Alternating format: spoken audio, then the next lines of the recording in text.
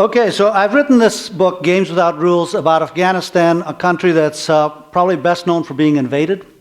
And I wanted to write this book because, having grown up there, I know it has a story of its own, and it's not just the story of its being invaded. And that's what this book more or less is. Although the invasions are definitely in there. And in obedience to my wife, who says I always should read something from my book, not just talk, I am going to read a little bit of the introduction. 5 times in the last 2 centuries, some great power has tried to invade, occupy, conquer, or otherwise take control of Afghanistan. Each intervention has led to a painful setback for the intervening power, and the curious thing is, these interventions have all come to grief in much the same way and for much the same reasons, as if each new power coming into Afghanistan has vowed to take no lessons from its predecessors. The British invaded Afghanistan in 1839, suffered a disaster, and yet invaded the country again some 40 years later, only to make nearly the same mistakes. The predecessor from whom these folks failed to learn was themselves. 40 years later still, a third war broke the British grip on the country entirely. 60 years after that, the Soviets invaded Afghanistan and ended up in the same tar pit as the British. Now, the United States and NATO are mired in Afghanistan, and the familiar patterns have emerged again. What accounts for this historical amnesia? I think back to an interchange I had in Kazakhstan a couple of years ago.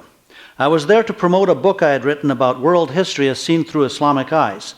But everywhere I went, the conversation quickly narrowed down to Afghanistan, which was natural, I supposed, for I was an American citizen born and raised in Afghanistan, and the U.S. intervention in my original homeland was hitting a critical stage just then.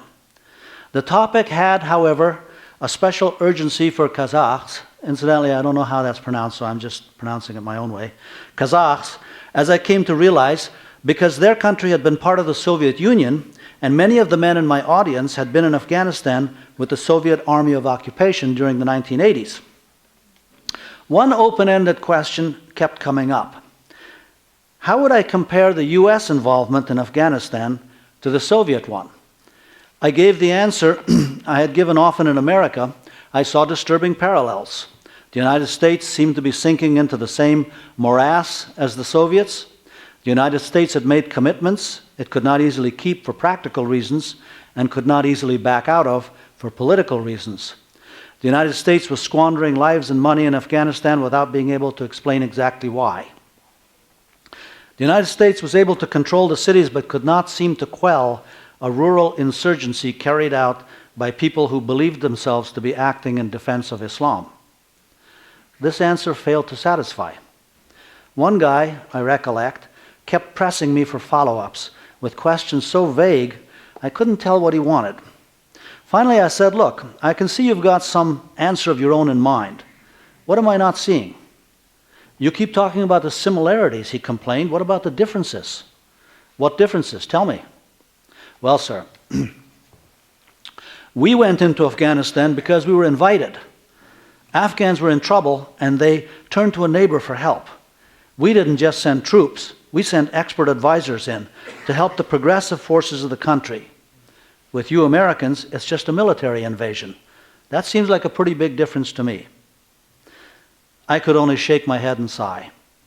Really? You think the Soviets went into Afghanistan because they were invited? To help progressives save the country from reactionaries?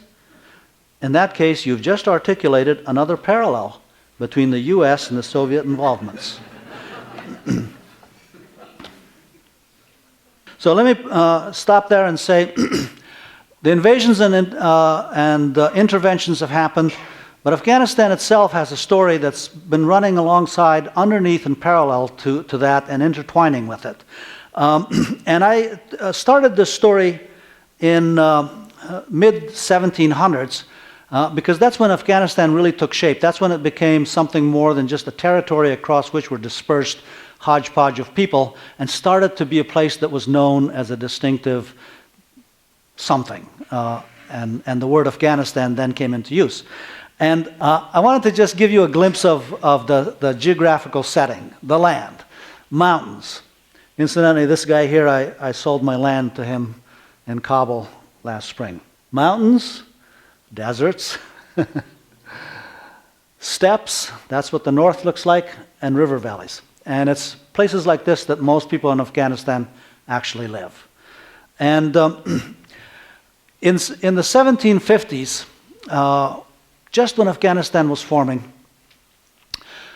I would say that there was no actual government, although there was always some sort of a king. And that king was crashing around someplace, but most people didn't pay attention to him. He didn't affect their lives. And the people were, the bulk of them lived in these small villages. I call them village republics because they, they ran their own affairs and they didn't know that much about the outside world. And I had photoshopped this because, I took this picture just this year.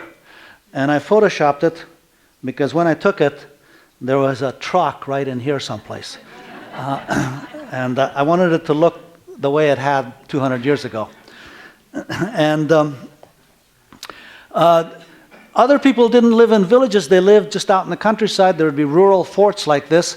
There would be a big landowner, a tribal elder, was the master of the fort. His relatives lived with him, his dependents, 300 people maybe, and then they farmed the land around them.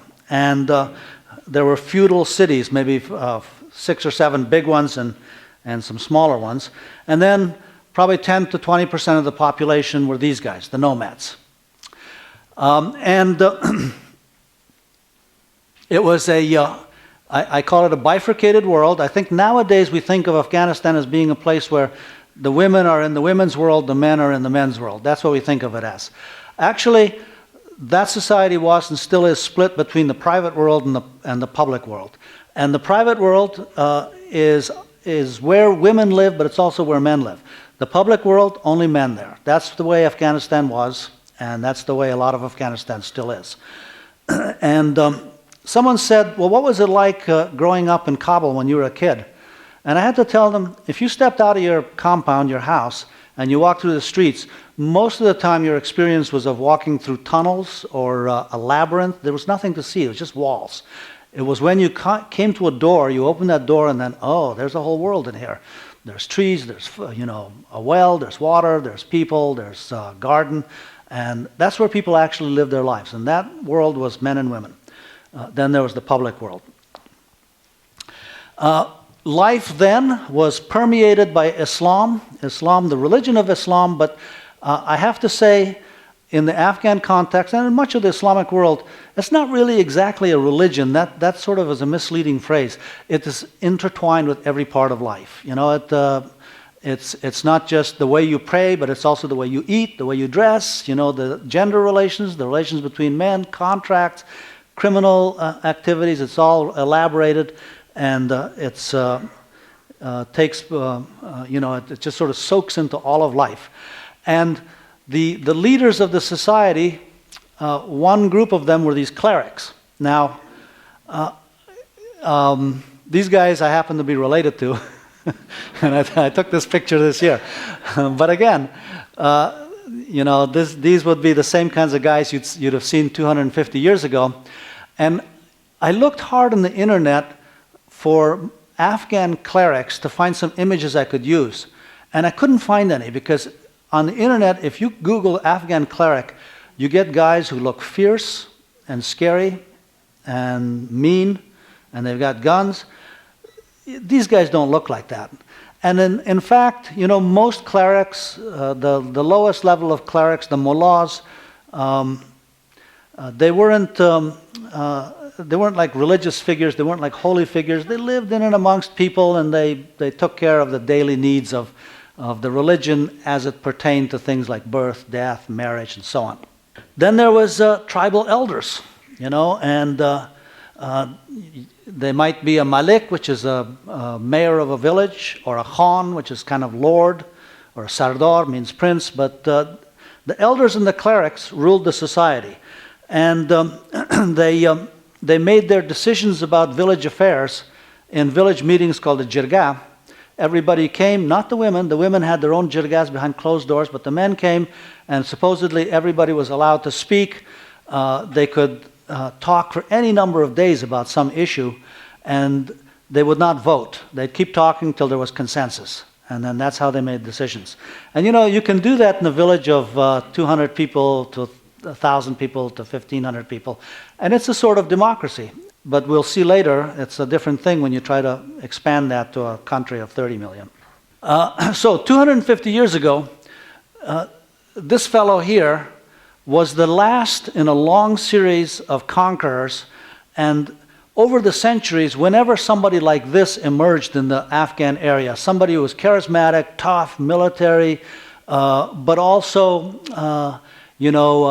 exhibited the virtues of Afghan culture in a grand manner. For example, things like generosity, or the ability to develop patronage networks, or perhaps one of the most important qualities of a real dominating Afghan gentleman, modesty.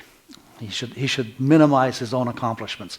So this guy, Ahmad Shah Baba, is remembered as being a leading founding figure, and later they called him Baba, which means father, because later they decided he was the father of the country. But you can see here, I have indicated what his empire was, and I've done it in this vague gray, because it wasn't the kind of empire where the borders were defined. It wasn't like you came to a place and now you were in his territory and you stepped across and you weren't. In fact, in most of the empire of Ahmad Shah, you probably never saw the king's officials, certainly not the king, and some of you might not even have heard of the king, because the power that mattered was somebody more close by. And if you went to one of these feudal cities, there were some lords there, and then if you left, their power still extended until it waned out and you couldn't even feel his power. But you felt some local guy who was in a fort in the nearby. Then you went further, and you started to get closer to the next big city, and you started to feel the power of some new guy. So the king was just the super chieftain of many kind of powers and local tribal confederacies. And this kind of thing, this pretty much this same empire, running roughly from the Caspian Sea down to these waters and into India partly. This empire had arisen many times, and would probably have done the same thing many times more, except that now suddenly things changed. The British colonized India, and Russia became an expansive power, and it came east and then started coming south. India was the most precious possession of the British, and they began to worry that the Russians were after that. So at a certain point they said, all right, we got to occupy Afghanistan so that the Russians don't come in and take it. And that became a pattern of Afghan history. Big global powers, one on each side, and one or the other moving into Afghanistan, not because they wanted the minerals, or they wanted the oil, or they wanted the gems, or they wanted anything in Afghanistan. They came in so that the other guys wouldn't take it. And it was all about strategic position. Well, once the British were on one side and the Russians on the other, the next time a charismatic military genius emerged, he couldn't do what all his predecessors, he couldn't go running out and conquering India and stuff, because there was a wall on either side. So all that imperialist energy turned inward, and he decided to conquer his own people. And for the first time, some guy really got it into his head that I'm really going to govern this country. I'm going to be present in the life of all my citizens, and I'm going to decide how life goes in every little village. So this fellow, later he was, or probably even at the time, he was called the Iron Amir, and let me just read you a little bit about him, who was among the toughest figures ever to stride across the Afghan stage. Even as a boy, he was a scary fellow, this grandson of Dost Muhammad's. His own father had governed Balkh, a major province in northern Afghanistan, and in his childhood, therefore, the boy who would be king luxuriated in a provincial version of the royal court. In that province, his family held absolute power, and he enjoyed every privilege. One day at the age of 12 or 13, He wanted to see if his small caliber gun was powerful enough to kill a man. So he shot his servant. The man died, the teenager laughed. The murder was so flagrant, his father had no choice but to punish the boy by putting him in prison. But any fellow who can kill a man just to see if his gun works is going to prove useful to someone. His father released him from prison after a year, and by the time he was 17, made him one of his major commanders. Later, his father rebelled and lost the contest and went into exile north of the Amu River, and Abdurrahman went into exile with him. The one-time prince and future king lived in poverty for a few years, making a living as best he could, buying and selling ancient artifacts and archaeological arcana he found floating about in the markets, a warrior scraping by as an antiquities dealer. He lived on a quarter of the money he made and saved the rest for a rainy day, the day he would storm Afghanistan. Eventually, there was another British invasion, and the country just fragmented, and the British couldn't deal with it, and they were doing what foreign powers before and after had done. They were pouring money into it, they were pouring arms into it, troops were dying, and it's like, what are we doing this for? So finally they said, okay, let's get out of here. Let's find some guy who can restore stability here. They found him. And they said, hey, would you be king for a while? He said, yes. And there was a deal that they made. And the deal was that they drew a border for Afghanistan in the south.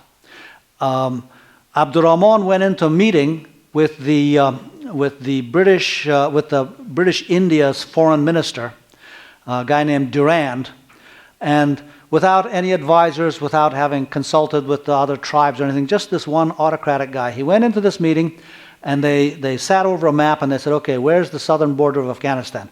And Durand drew a line, and Abdurrahman said, fine, whatever you say. And the line that Durand drew was as far forward as he thought the British could probably exert their authority without getting into trouble. Now what this means is that Durand line, the southern border of Afghanistan to this day, that Durand line was the line of scrimmage. That's where that's as far forward as they could push without getting pushed back, which means it was institutionalized as a place where there was always going to be struggle. And it happened to run right through different tribes, territories. To this day, there are people who have, uncles on one side and cousins on the other, and the people on both sides look the same, dress the same, speak the same languages. So it's a fake line. You go there, you can't see anything. Someone has to tell you, that's the Durand line right there. But he drew it, and he accepted that because he wanted a free hand to do what he wanted inside the country. And the British said, okay, we'll stay out. You give us the Durand line. And he said, good. Then he made a rule that no railroads in Afghanistan, because railroads bring trouble. Closed the borders, essentially. A couple of his cousins did what royal cousins often do. They rebelled. He crushed them. Crushed the rest of his clan, anybody in there who was a pretender, bombed, stomped on him. The rest of his tribe, some of them rose, he stomped on them. The other Pashtun tribes rose one by one, actually. They didn't all rise as one. And he crushed them all. In fact, he fought 40 tribal wars in 21 years. And I'm going to tell you, if you hear that a king fights 40 wars in 21 years, you're going to assume he didn't do much besides fight. But actually, and then he fought with the semi-autonomous other ethnic nations within his borders. So he fought a lot of battles. But his real battle, and it was going on the whole time, were with these guys, the elders and the clerics. And they have no leader. You can't go to the leader of all the elders, because every elder is the leader in his own era. These are Muslim clerics, so they don't have a hierarchical church. There's no Muslim pope. There's no head of the Islamic church in Afghanistan. And every cleric in his own area is the cleric of that area. Nobody appoints these clerics. They emerge from being patronized and developed by other clerics who are already recognized as clerics. Nobody exactly picks the elders because they just emerge as the most prestigious people in their tribes. So this is such a grassroots level of leadership. And how do you defeat the pervasive crabgrass of local leaders all over this territory and try to rule it all from one place when you don't have railroads, you don't have a way to get into all these places, you don't have roads? How do you do that? And what he did was he created this huge bureaucracy. He appointed governors, sub-governors, sub-district governors, and he created a huge spy system. So every place in Afghanistan there were spies. He told all the villages, you guys elect a representative. And so all the villages did. He put all those representatives elected by the villages on a salary. So now those guys, you know, they had something to lose if they didn't do their job well. And their job was to report on their village. Anybody who was, talking treason or not paying their taxes or something like that. So there was this entire layer of bureaucratic government that this one guy was able to appoint and control from Kabul. Here, I'll read another little piece. Thanks to his spies, the Amir was able to disgrace and demote his governors whenever he deemed it necessary.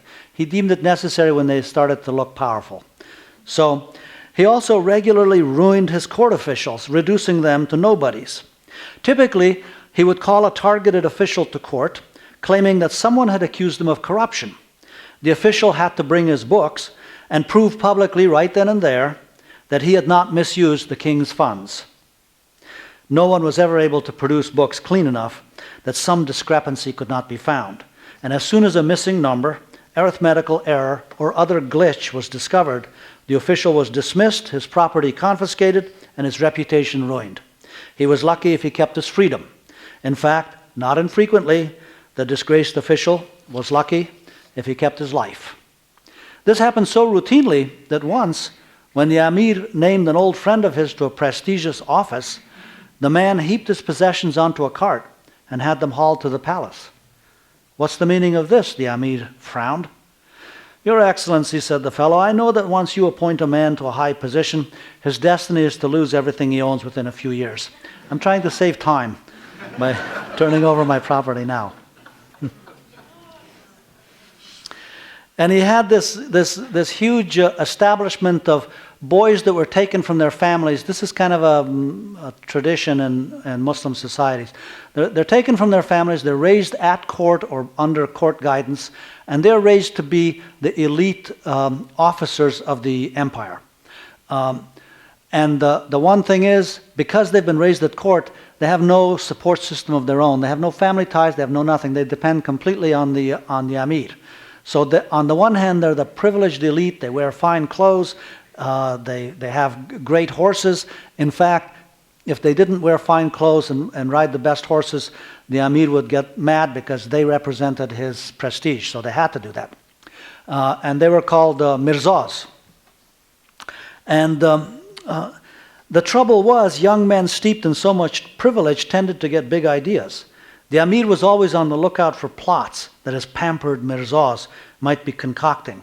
His favorite wife, Halima, nicknamed Bubugul, once asked him why he didn't just kill the ones he didn't trust. It wouldn't be practical, he replied. I don't trust any of them. This wife of his, this Bubugul, was also a very powerful figure, and she negotiated for the Amir. She went on diplomatic missions for him.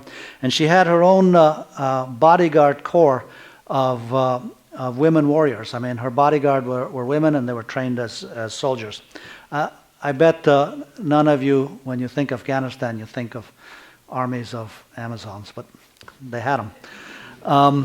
I want to point out that when he was done, you know, this blue might represent the Iron Amirs of Afghanistan, the red is the rest of Afghanistan.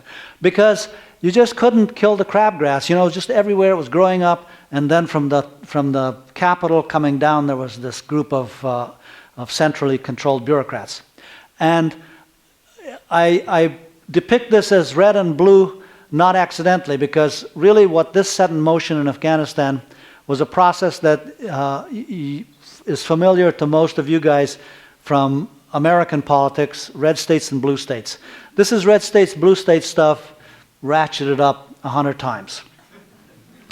But you know, at the beginning, once that Iron Amir died and his son took over, things were quiet, and actually Afghanistan began to sprout and flourish. And the city was like this, and the country was like that, and they weren't that different. People got along. Culturally, they were not in different places. But as time went along, the elite in Kabul, they were exposed to the outside world. They got the ideas from the West and other places. And so the elite began to move away from the rural, the red and the blue began to separate. Here is a king from the 1920s. Here is his bride. She became the minister of education in his kingdom. He started schools for girls, secular schools, all kinds of stuff. And within 10 years, he tried to turn Afghanistan into a developed Western nation. And there was a backlash.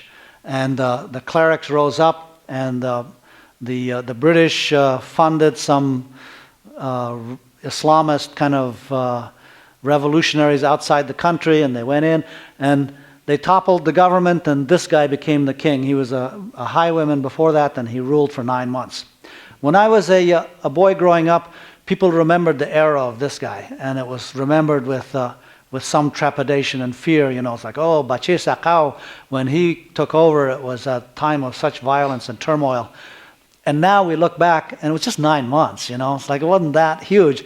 Now we're at the other end of 30-something years, almost 40 years of war. So that actually, now we look back, it wasn't much. And when he was ousted, this dynasty came in, this monarchy, and then for the next 40 years, they were slowly, cautiously going on with that program, bringing electricity in. Kabul University was founded. This is one of the early classes of Kabul University. This guy's my father.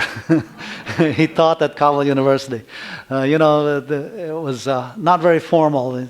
10, 12 students, and they did it in his yard. But it grew, and it became a big institution. And they sent students abroad to study in universities, as they did with my father. They came back, and they became this new educated class. And once the Cold War started, and the U.S. and the Soviets were competing for influence in Afghanistan, the monarchs in the country said, hey, this is our opportunity. They began playing one off against the other and saying, if you give us some money, we will start to like you better than these other guys. And then they'd go to the other guys. So America built this for Afghanistan, the Kajakai Dam. And I lived near that thing when I was a kid. And the Russians built this. The Soviets built this. This was the highest tunnel in the world. It connected southern Afghanistan with the north. It cut a journey of days and days into 8 hours if you had a car. And eventually, we even had a constitution, and the king turned his power over, and there was going to be elections, and everything was so optimistic and enthusiastic. And right about then is when I actually left Afghanistan. But the thing continued, and I haven't put the slides in, but rock and roll was in Kabul. There were nightclubs. There was hippies coming from far away. I was the only hippie that didn't visit Afghanistan, actually, in that era. But actually, the underlying strain was there. And the city and the country were growing apart. Look at down below. Look at the country. It's like camels and little villages. But up in the city, huge buildings going up, industry, factories, and so on. This is Kabul in 1973. And this is Kabul in 1973. And both of these realities were there at the same time. This is Kabul in 1973. This is Kabul in 1973. And so there wasn't hostility, there wasn't conflict, but the strain of the fabric was there. And then, at some point, a clique of leftists, communists, Afghan communists, they overthrew the monarchy, and they sort of tore that fabric, and things started to go haywire.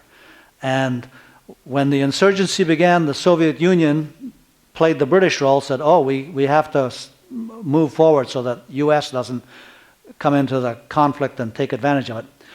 So Soviet bombing reduced the city of Herat from that to that, and that's how it looked before, and that's how it looked after this one attack.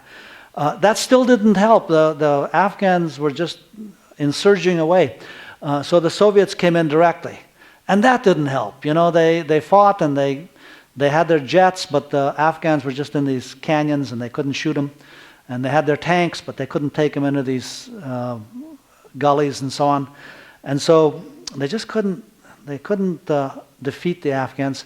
And the guerrillas would ambush the Soviets, and then they'd run off and bury their guns, and then they'd go into the village and they'd look just like anyone else.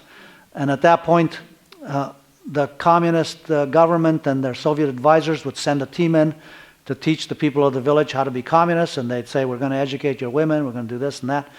And then as soon as they left, some of those guys would take their guns out and kill the representative of the government and start fighting again. Then the government would come back and kill everybody they saw that had been in this insurgency. And then they'd come back and say, we want to educate your women, so bring them out.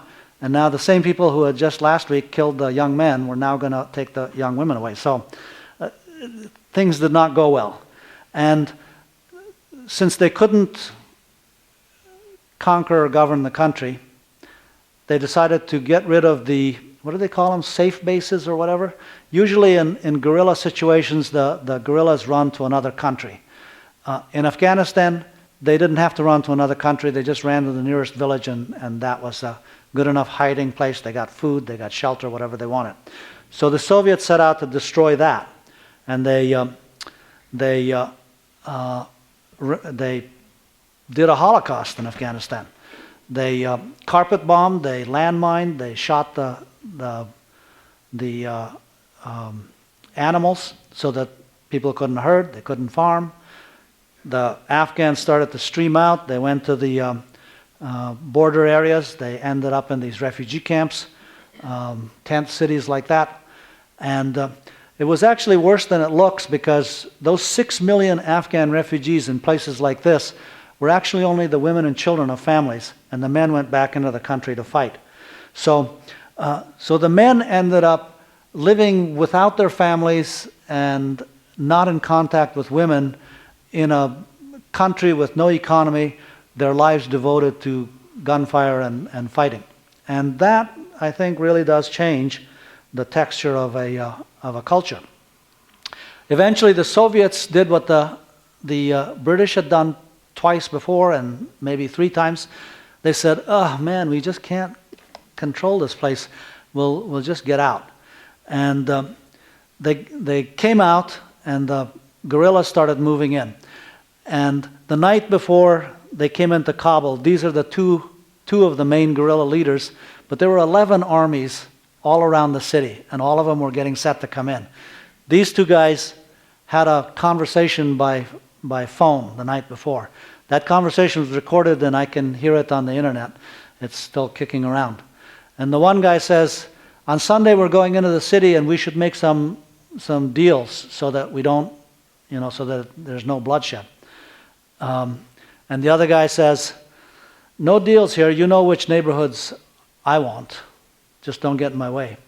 And then they went in, and they started fighting, and they destroyed the city. This is in 2002, I went to Kabul. Most of the city where I was driving looked intact, the buildings were up. But we passed this thing, and I told my cab driver, stop, I want to take a picture of that. He's like, what are you taking a picture of? I said, this is like, he said, you can take a picture, but we got better ones. There are some better ones. This is the part of the city that I grew up in. And I went to there, and I was trying to find my family house and all of that. Impossible. You couldn't really distinguish one mound of rubble from another. So that happened, and then these refugee boys came back in and turned into the Taliban, and the violence just continued. And the last person that the Soviets left holding the bag, they always give the country to somebody inside. There's that poor fellow. You see him at the bottom. Najibullah, the ox, was his name. And the Taliban came in, they dragged him out of his UN refuge and hung him and shot him and castrated him. And Al-Qaeda came in, and you guys know the rest. Here's 9/11. So let's see what else I got. Oh, now here's what I want to tell you. When we went in, we convened a big conference in Bonn, and we mapped out a plan for the restoration of Afghanistan. And that plan had 4 steps. First, we put in some kind of a government. That government gets a constitution written.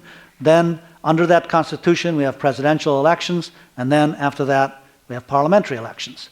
And we're going to start with a Luya Jirga, a big tribal meeting. Exactly the kind of meeting that put that original father of his country in power. So we're going to do it by Afghan tradition. We're going to follow the Afghan traditions. There's just one little problem about that, though. The real Luya Jirga, nobody has any idea of what the outcome of the Jirga is going to be. They don't come in knowing what the plan is. They argue it out. It lasts for any number of days. There's deals on the sides. There's bickering. There's, and when they finally come out, they come out with some unanimity that's been forged in the meeting. Here, when they went into that first Jirga, everybody knew what was supposed to happen. They were supposed to anoint Hamid Karzai as the leader of Afghanistan. And I have nothing against Hamid Karzai. He's corrupt, and but I would be corrupt in his place too. I'm telling you. It's not the guy; it's the position. But the thing is, Afghans already didn't take that seriously as a jirga. They didn't think this was. They didn't think they had elected a leader, but that was sort of okay, because they had seen so much war and they were ready to be done with that. And they thought maybe now it really is going to be done. And the people like me, not me, but people who came out running from the Soviets and built a life here, they went back in. And many of them had skills, they were engineers, they were this, that, and they came back and they started rebuilding the city. And they had a constitution written. And that was a little less stage managed, and it was maybe more real. And so there is a certain authority or legitimacy to the Constitution for the urban people. They had elections, and even women in Chowdhuris went into those elections and voted enthusiastically in the first one. And I would say that in 2002, 03, 04, like that, well, for me, in 02, going back to Afghanistan, and you saw the destruction, and yet there was euphoria. It was like going to Woodstock. I wasn't at Woodstock, but I'll assume it was like Woodstock. Everybody was so happy. And then once the thing started again, well, the music was flaring up again, and schools started, and camels started fighting, very amusingly. And festivals and so on, and a lot of stuff happened. A lot of really good stuff was going on. But if you're someone who has grown up in a situation of anarchy and chaos, and you're a successful operator in that environment, then you're someone who's adapted to that environment. If order comes and things quiet down and life resumes, you're probably going to be pushed down, because that kind of guy doesn't do well. So there were lots of people who had an interest in seeing order not restored, in seeing chaos continue. And their job was to traumatize. So if you destroy one thing, if you dramatically do some bloody act, it undoes a whole lot of careful drop-by-drop building. You can build a school and people are there and they graduate, and then on the last day, you set off a suicide bomb and drag out the principal and behead him. You've sort of, that one act, it only took a couple of hours, it undoes 2 years of work. So there was like a race between order and chaos, I would say. Each one trying to get to a point where people would believe that this is inevitable. Once people believe it's inevitable, they all start jumping in. But chaos started to win around '06, and our policy became to send more soldiers in to stop the chaos, to stanch the bleeding or whatever, to stop the wound. But more soldiers somehow didn't do it. The insurgency spread, things got worse. And now we're dealing with these guys. And the man in the middle is gone. This Al-Qaeda thing and Osama bin Laden, that isn't really a factor in Afghanistan anymore. Now it's this Mullah Omar, who's supposedly the head of the Taliban, or this guy who's come back, he was a guerrilla in the 80s, or that fellow at the end there, Sirajuddin Haqqani.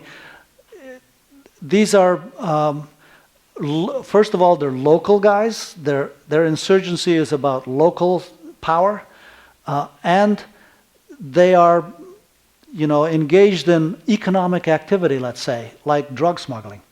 And, so there's an indistinct boundary between crime and business in this country now.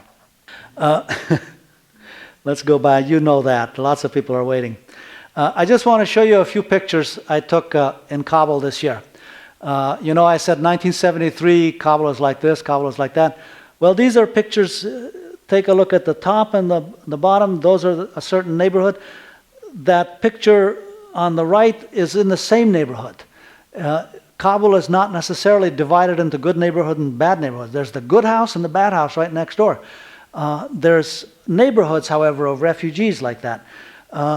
One of the biggest mosques in the region has been built in Kabul, and you might suppose that I photoshopped this artistically to granulate it so it'll look like a painting by Pissarro.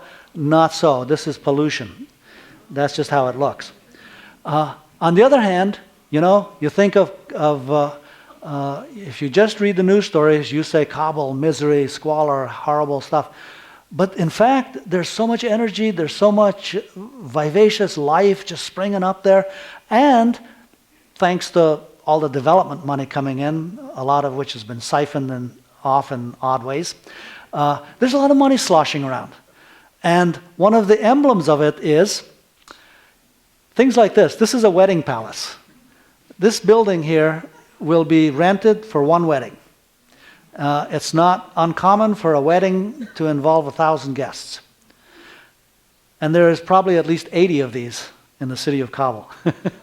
And, big fat Afghan weddings, as the government is concerned, they're trying to pass laws to say you can only have this many guests. That's a losing battle. And really, the weddings are so exuberant, and it has spin-off. Lots of women have become entrepreneurs. It's opened up an opportunity for women entrepreneurs because they sew clothes and do other things that people will pay money to have that at the wedding. So there's the spin-off. And then the other thing that I think is interesting is, technology has come to Afghanistan, and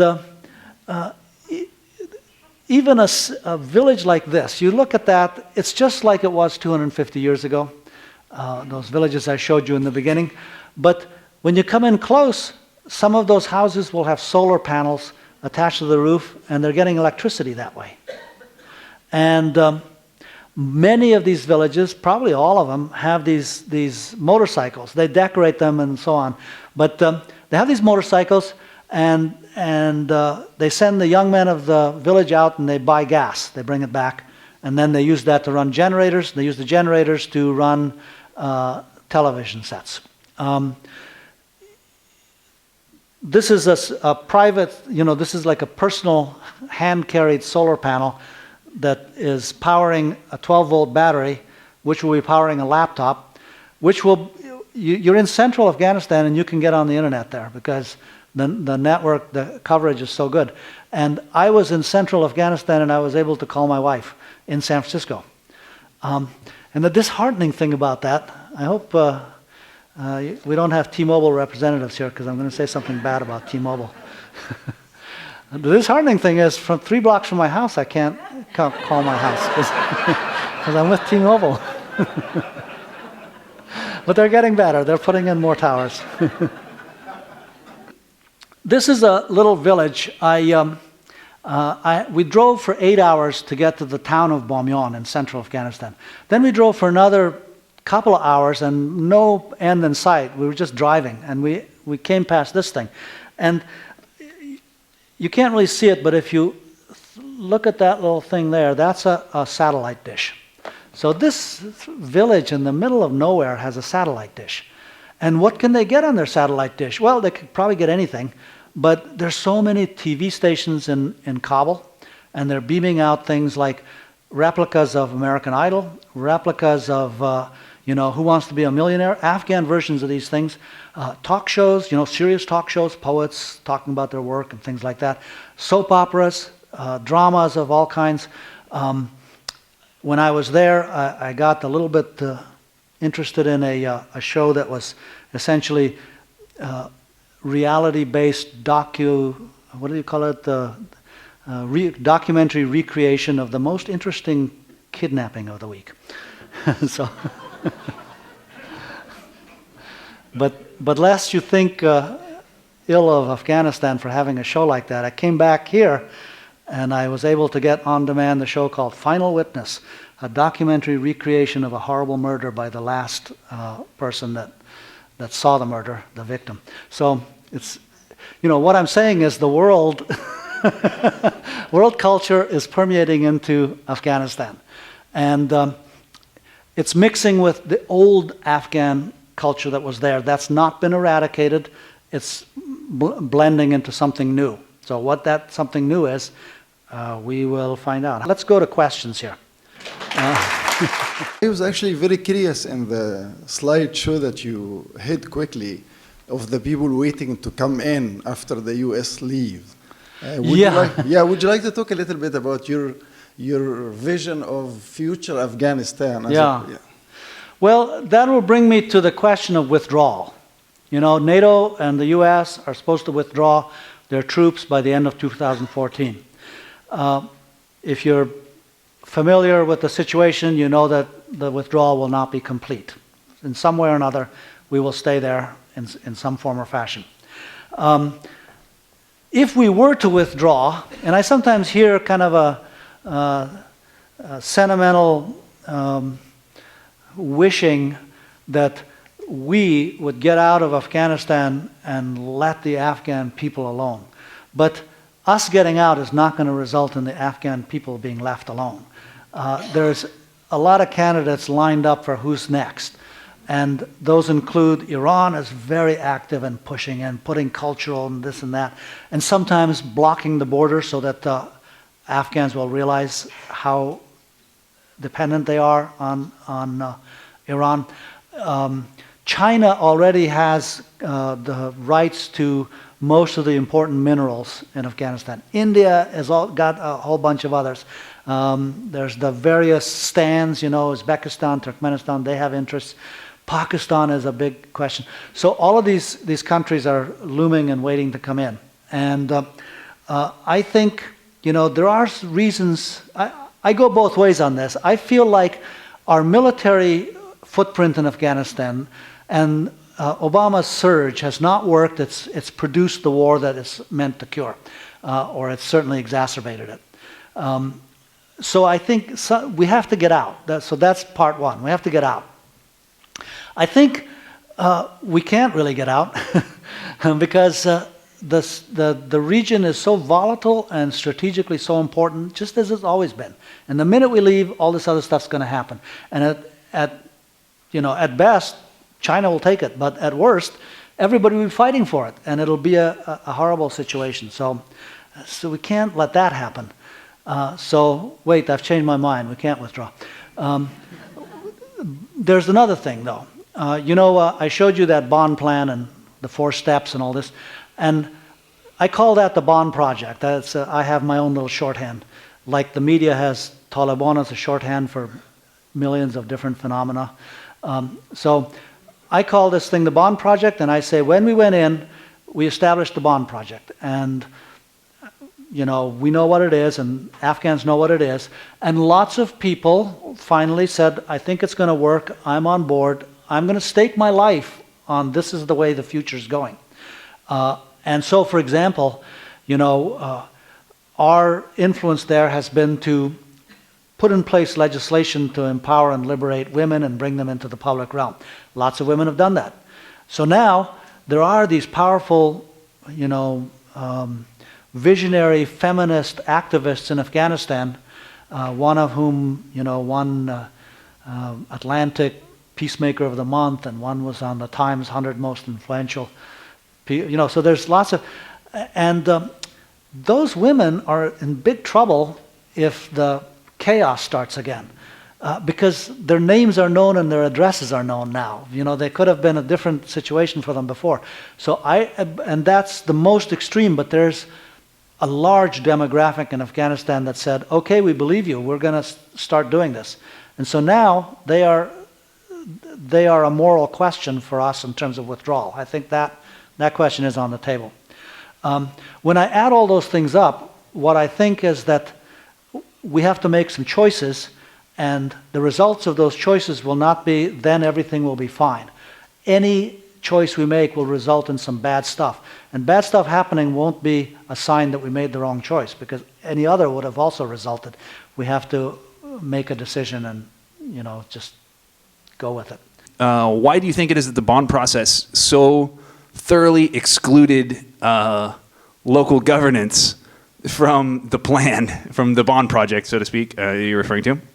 Considering the tradition of local governance that I think a lot of people like you knew about who were involved in this, how did that get skipped? How did we end up with a completely centralized government in Afghanistan, even though everything about the history says, try decentralized stuff? So that's one thing. And the other thing is about Pakistan, which you mentioned once. Do you consider them an external sort of invading force also?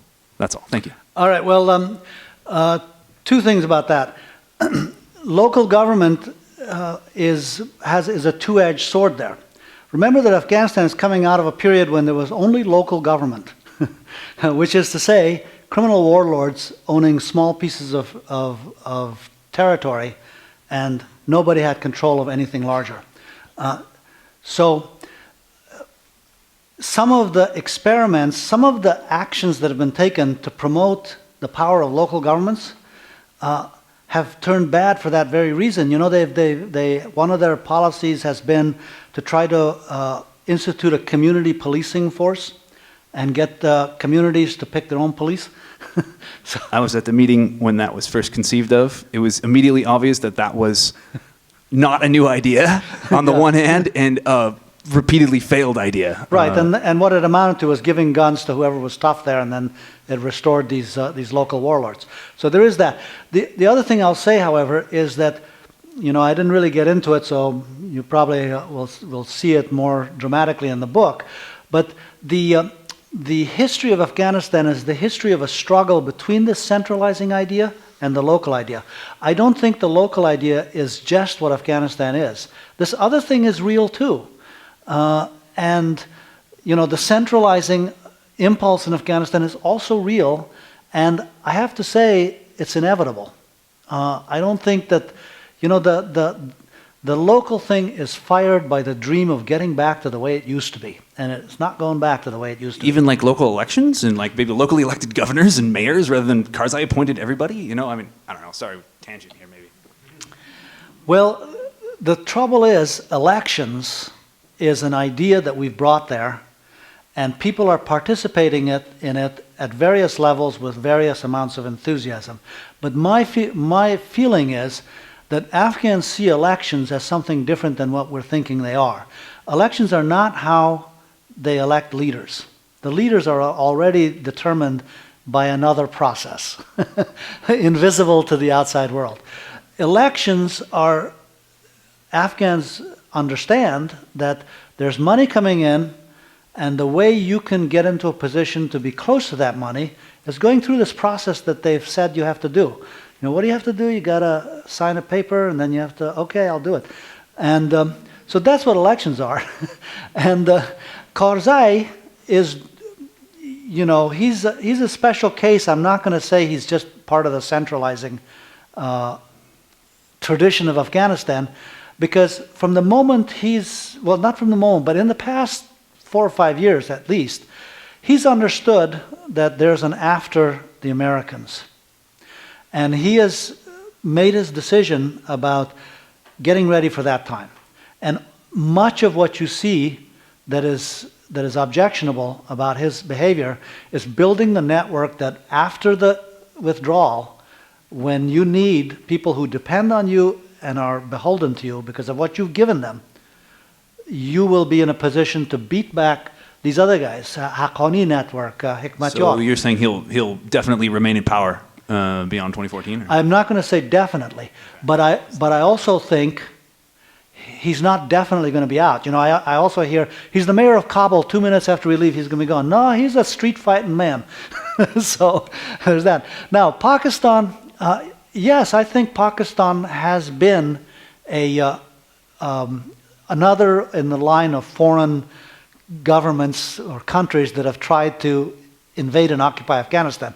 It's a little bit not like the others, because Pakistan is the local neighbor, and the border between them is very indistinct. That Durand Line thing is a problem and will continue to be a problem.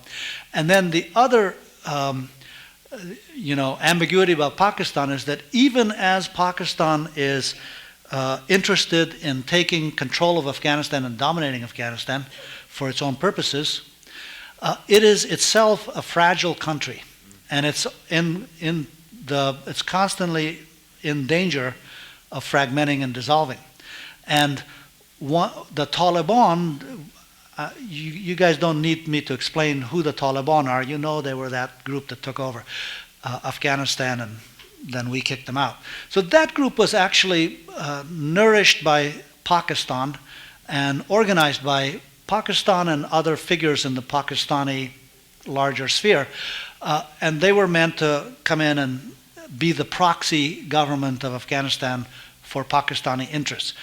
It worked differently than Pakistan hoped, because the ISI and the Ministry of Defense and the people that organized that are now, their backs against the wall, because Talibanism is a phenomenon that has risen and surged into Pakistan, and is just as interested in knocking over Islamabad as Kabul. So, so then that's a ambiguous situation. But fair enough. Thank you very much.